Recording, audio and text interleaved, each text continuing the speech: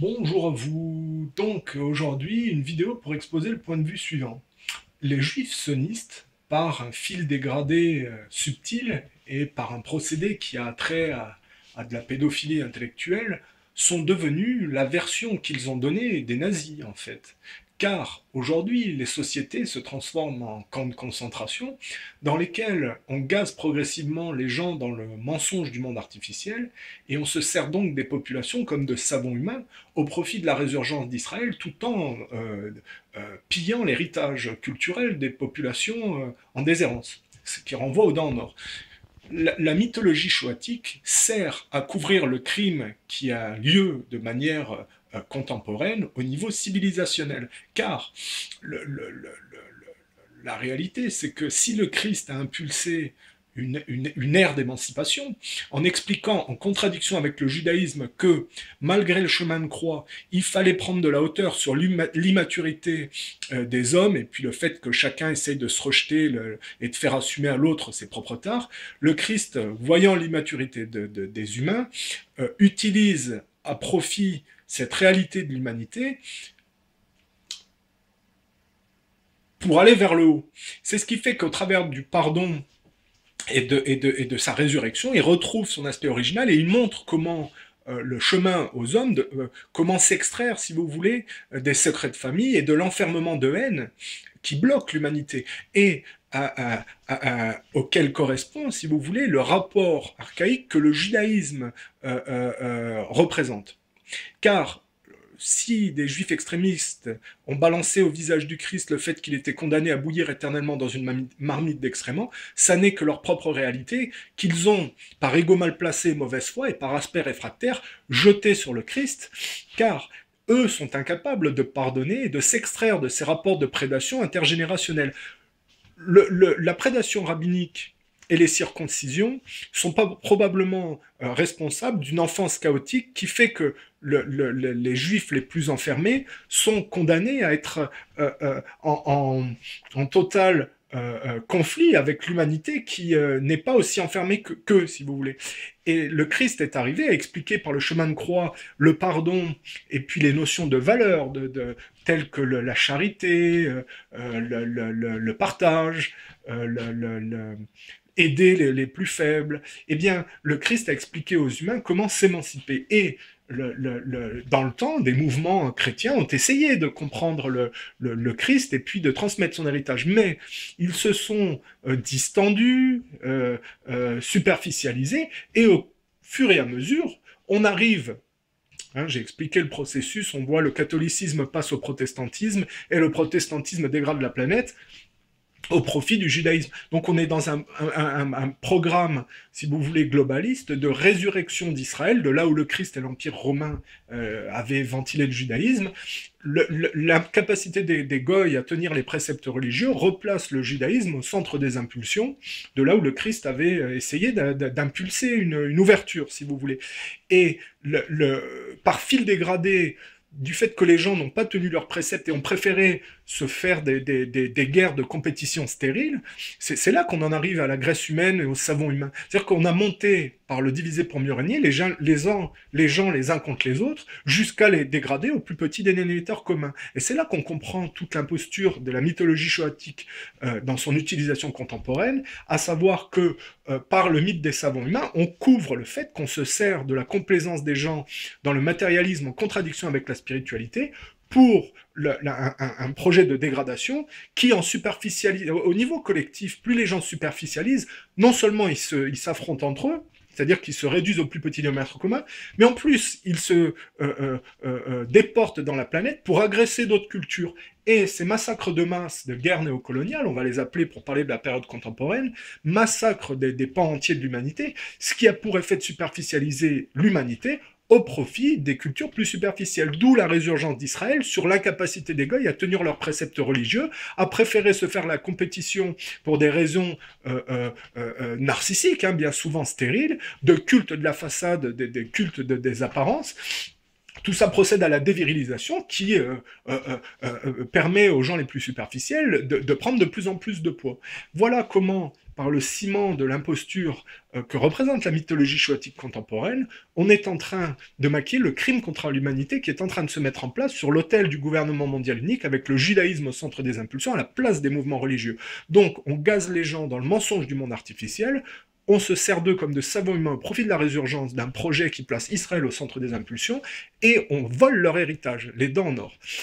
Ça, c'est fait de connivence avec des cultures, si je parle de la France, ça s'est fait de connivence d'une part avec la culture française qui préférait la superficialité des puissances extérieures qui les prédataient, mais ça s'est fait surtout pour couvrir le crime des Américains et des Anglais qui, pour poursuivre leur modèle économique libéral passé néolibéral quand on est passé de l'Angleterre colonialiste à l'Amérique néocolonialiste, ces cultures-là sont mues par le paganisme nordique et le credo viking, c'est-à-dire de piller, de violer, de ravager des cultures et de rentrer chez eux avec le fruit de leur rapine, si vous voulez. Et pour faire croire que les Américains étaient les libérateurs en 39-45, il a fallu mettre sur pied cette mythologie choatique, car il s'agissait en réalité de dépecer l'Europe au profit de la passation de pouvoir entre l'hégémonie coloniale anglaise vers l'hégémonie néocoloniale américaine.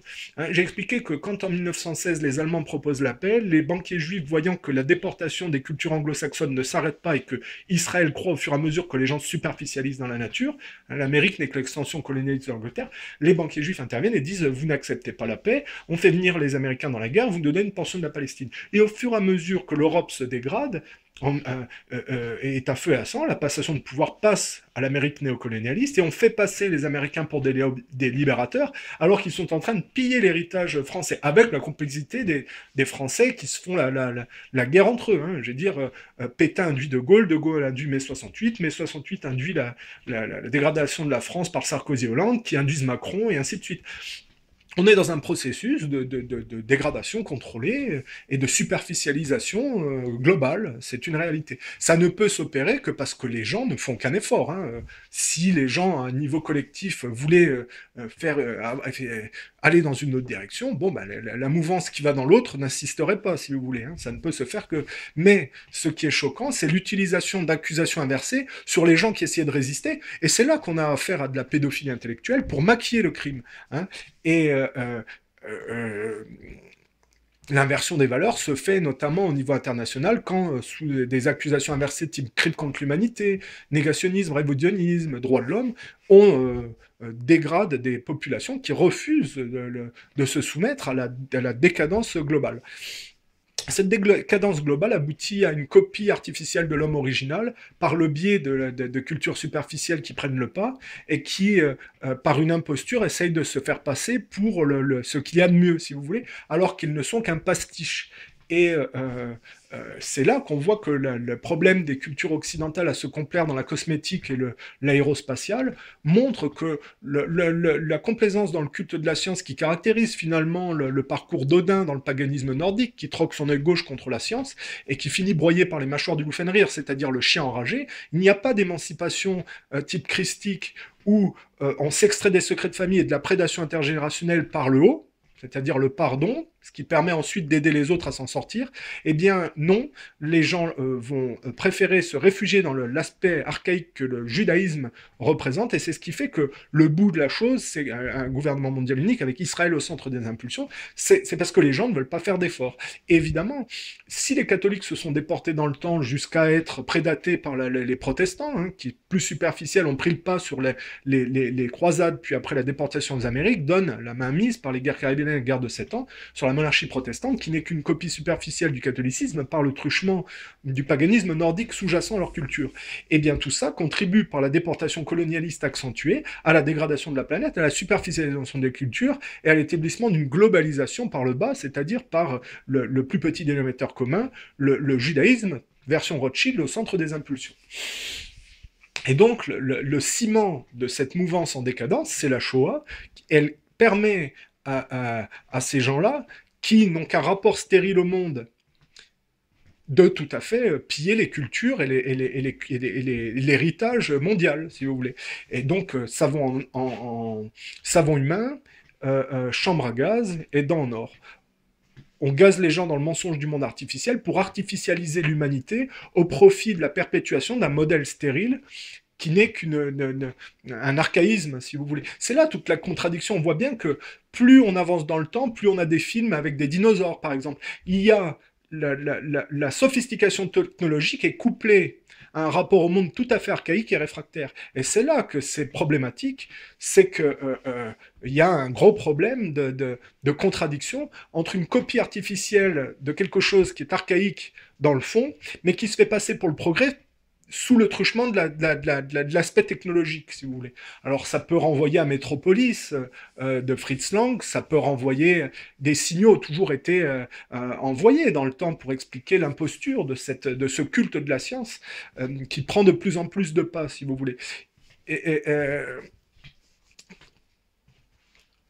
On se sert de la superficialité des gens on se sert des populations comme de savants humains au profit de la résurgence d'Israël, sous le truchement du culte de la science, qui diminue l'homme, comme Odin a été diminué, ce qui fait que la défaite, finalement, d'Odin, puisque c'est la culture anglo-saxonne qui dirige aujourd'hui l'économie globale, la défaite d'Odin, c'est la défaite par rapport ça peut être une défaite par rapport au judaïsme, finalement. Hein. Et donc, c'est pour ça qu'il y a une grosse contradiction entre le positivisme gréco-romain et le défaitisme nordique, et que j'ai toujours expliqué que quand l'Empire romain tombe, bon, il y a Charlemagne hein, qui va essayer qui est bien que nordique, va essayer de propager le christianisme. Mais une fois que Charlemagne meurt, il y a un amalgame entre les peuplades du Nord et puis la culture peuplade du Nord et puis les Gréco-romains, et puis finalement on va voir que c'est le défaitisme nordique qui va s'exprimer au travers des croisades. Hein, on va faire comme les Vikings, on va déferler en contrebas pour piller un héritage.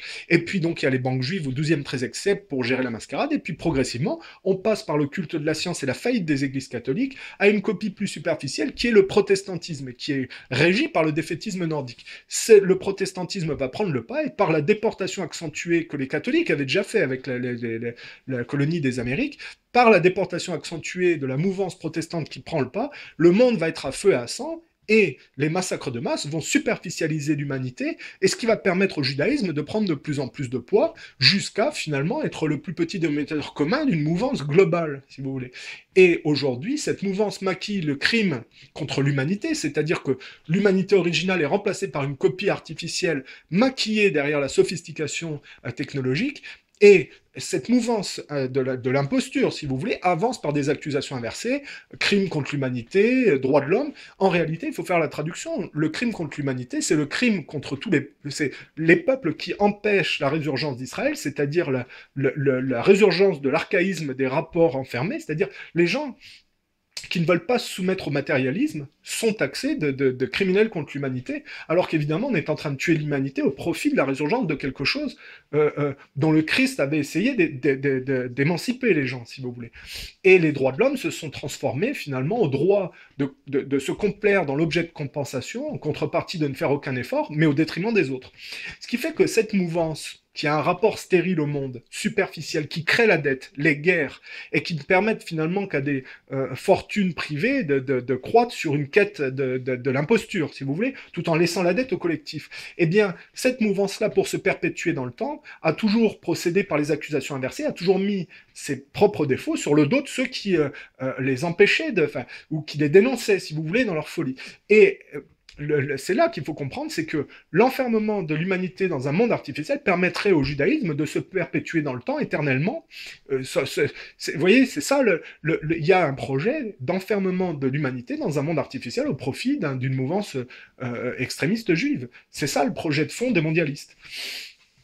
Et c'est pour ça qu'il faut comprendre la Shoah. Les chambres à gaz ne servent qu'à maquiller le fait qu'on est en train de gazer les gens dans le mensonge du monde artificiel, de servir d'eux comme de savants humains au profit de la résurgence d'Israël et de piquer leur héritage, si vous voulez, culturel. Alors, ça ne peut se faire que parce que les gens sont des fainéants et préfèrent se complaire dans un rapport juivisé, si vous voulez.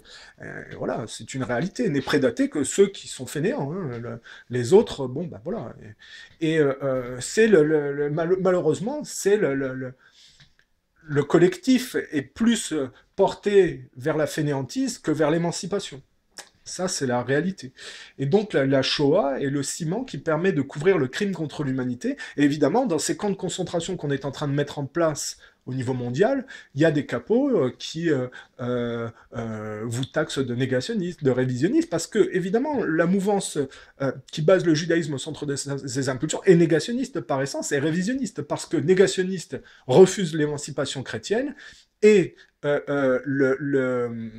révisionniste, parce que pour maquiller la superficialité de leur rapport au monde qui ne marche pas, il faut truquer l'histoire, si vous voulez. Et l'imposture pédophilique consiste à mettre sur le dos des gens plus vertueux qui, par contraste, montrent l'imposture, consiste à mettre sur le dos de ces gens-là leur propre tare, par ego mal placé, par... Vous voyez, les gens... certaines personnes pensent que leur pédérastie est le progrès, alors qu'en réalité, ça n'est qu'un blocage qui ne peut absolument pas, et ça serait dramatique, être un modèle de société à suivre, si vous voulez. Sauf si on comprend que les grands monopoles industriels, globalistes, préféreraient voir les gens se complaire dans un modèle pédérastique soumis à leur desiderata. Et là, on voit que tout concorde, c'est-à-dire un gouvernement mondial unique avec Israël au centre des impulsions, qui est la meilleure vision pour les grands monopoles industriels mondialistes. Voilà. Et alors, comprenez bien, je dis refuser l'émancipation chrétienne, c'est pas se soumettre aux églises. Le Christ arrive avant les églises, il faut remettre les choses à leur place. Les gens d'église ne sont que des gens qui essayent de comprendre le Christ. Et je ne suis pas certain qu'ils y parviennent correctement pour la plupart, hein, c'est le moins qu'on puisse dire. Donc quand je dis se soumettre au christianisme, c'est pas se soumettre à l'église.